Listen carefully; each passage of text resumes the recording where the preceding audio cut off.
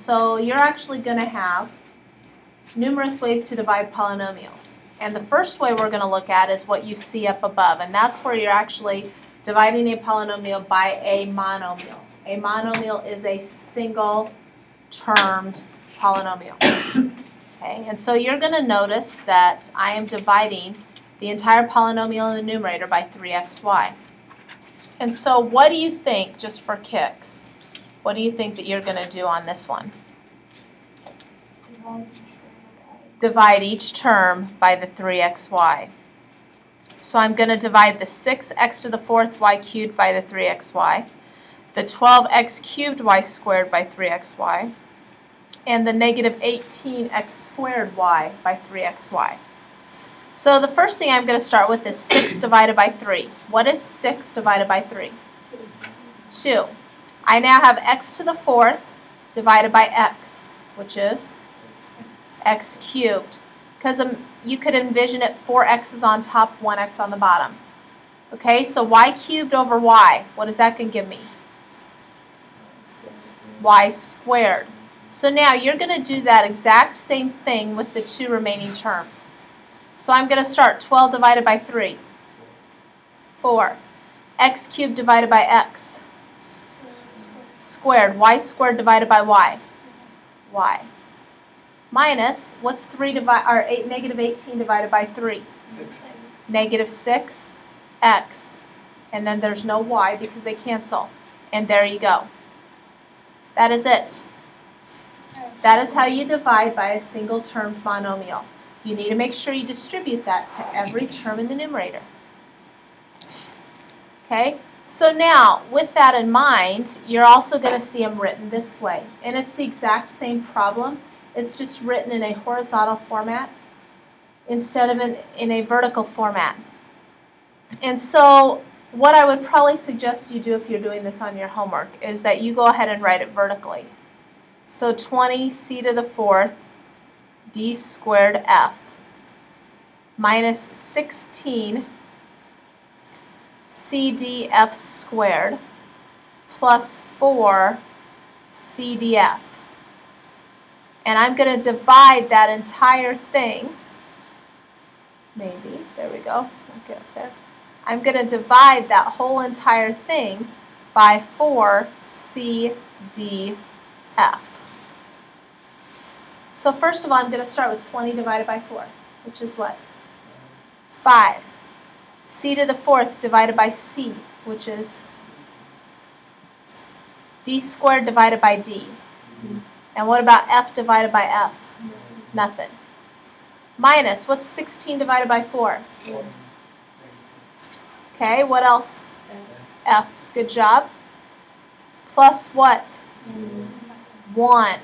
So that's why it's important to kind of go through the steps, because if you take 4 divided by 4, you're going to say that's 1.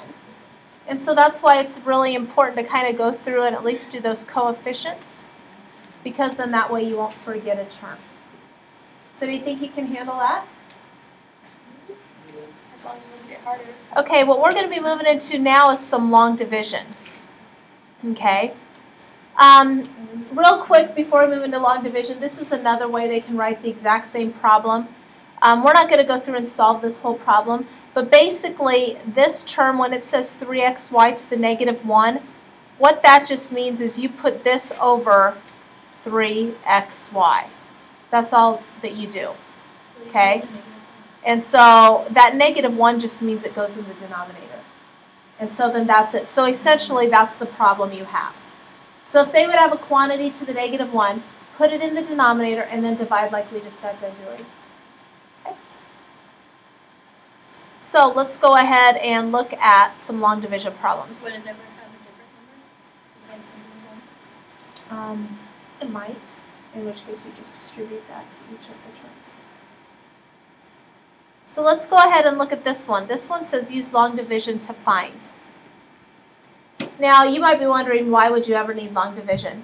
Believe it or not, it's actually used in calculus when we simplify some things down. And so that is the purpose of kind of making sure that we remember how to divide using long division. What's long division? Okay, so long division you used to do in elementary school. It's like actually doing it? Yep. And so here we go. So we have our divisor and our dividend. Okay? X minus 5. That's going to be your divisor. Your dividend will be x squared plus 3x minus 40. Now, here's how you do the long division. Okay? First of all, I'm going to start, and by the way, this needs to be in descending order. Your highest power always needs to be first. Okay? So I'm going to start with the x. And I'm going to think x times what will give me x squared. X. Okay? So now, once you put that up there, what I'm going to do is multiply the x and the negative 5 by the x on top. So I take x times x, and I get x squared. Place it right there. I take x times negative 5, and I get negative 5x. Now, if you remember once upon a time, when you did long division just with numbers, not with polynomials, what you did now is you subtracted, right? And so I'm going to do the same thing, except for when I'm subtracting polynomials a group, I'm just basically going to switch. I'm going to switch the signs. So that's what you need to do, switch. X squared minus x squared is, and that should be the case. If you get a number here, you've done something wrong. Okay? 3x and 5x is 8x. So then now, if you remember, the next step in long division was you bring down the next number, which is what I'm going to do here as well. And then I'm back to where I started from. I'm going to figure out what x times what will give me 8x. 8. Okay? So then now I'm going to multiply 8 by the x and by the negative 5. So 8 times x is 8x. 8 times negative 5 is negative 40. My next step is to switch the signs. So I'm going to switch. What is 8x minus 8x? 0. What is negative 40 plus 40? 0. So I'm actually done, and this is my answer. Now, in some cases, you'll have a remainder. We'll talk about that as well, as how you deal with that remainder. But we've got a few more examples we're going to look at just to make sure that we kind of understand what we're doing. Okay, so let's go ahead and look at this one.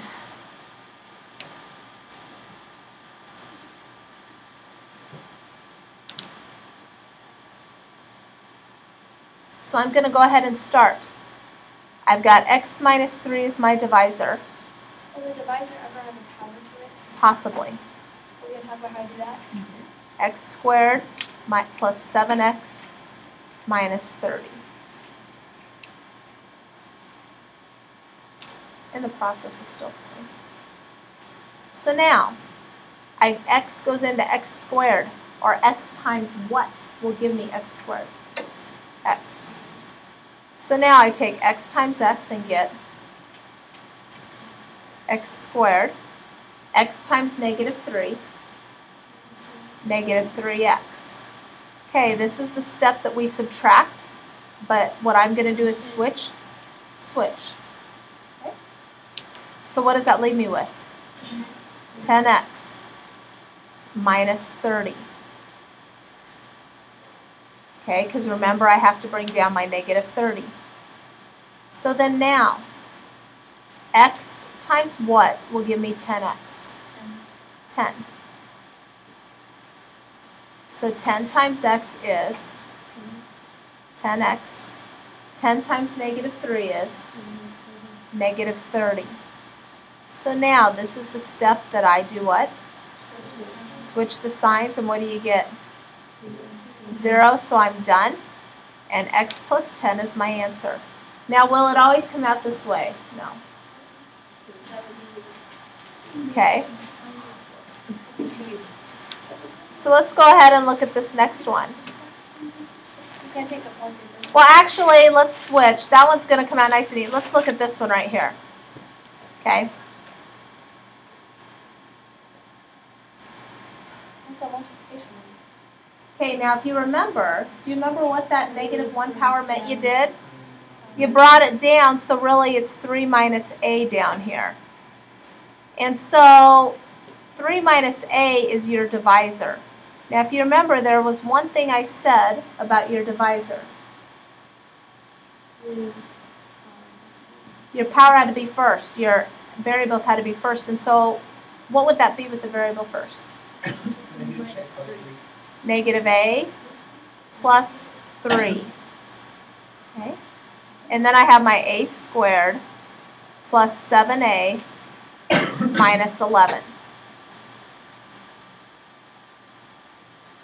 So then now I start with the negative a times what will give me a squared. Okay, negative a. Now if those of you are confused with the negative, the easy way to think about that is ignore the negative. A times what will give me a squared? Well, you know that's got to be an a. And then you have a negative number here, so you know in order to get a positive you have to multiply by a negative. Okay? So then I take negative a times negative a, which is a squared, negative a times 3, which is negative 3a. What do you do now? Switch, switch. And what do I have? And 10a, very good. And I'm going to go ahead and bring down my negative 11. So then now next step, negative a times what will give me 10a. So the easy way is to think a times what gives me 10a. 10, I've got a negative, so I need another negative here to make that a positive 10a. So negative 10 times negative a is positive, oops, I'm just going to get rid of those signs, is 10a. And then I have negative 10 times 3, which is what? Negative 30. What do I do on this next step? I switch the signs. So I switch, switch. What do I have left? 19. Now this one didn't come out nice and neat. Okay, it has a remainder.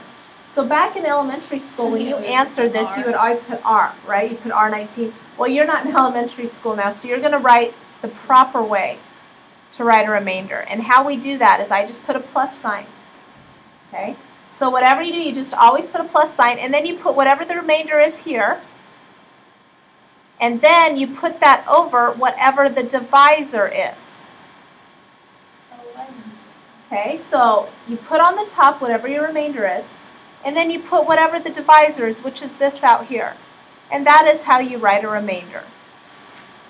Okay? So that's pretty much what you're doing today. Yes, there is another part to the lesson. We'll cover that tomorrow. But we just have 12 through 30 to evens, so not a whole lot of problems. If you work now, you might be able to get the majority of them done. I will warn you, this will take up some paper. I mean, that's just the nature of the beast.